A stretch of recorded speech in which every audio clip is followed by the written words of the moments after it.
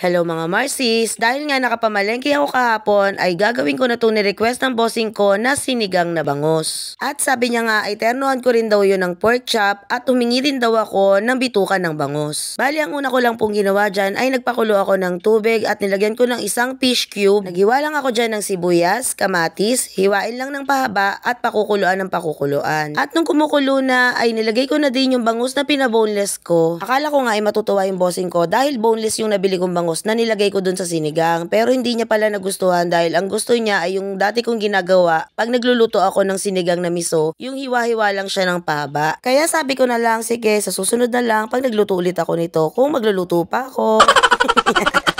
At nung kumukulo na at luto na rin yung bangos, ay inilagay ko na rin yung puso ng saging. At nung malambot na rin yung puso ng saging, inilagay ko na rin tong sigarilyas. Bali ako yung nag-decide na maglagay nitong sigarilyas dahil gustong gusto ko tong nilalagay sa sinigang. Di na ako naglagay dyan ng marami pang gulay na mga okra-okra dahil ang gusto lang ng bossing ko ay siling berde, puso ng saging, at yung talbos ng kamote. Buti na lang din talaga at nakahingi ako sa suki ko ng bitukan ng bangos. Munti ko pa makalimutan na hindi banggitin dito sa video.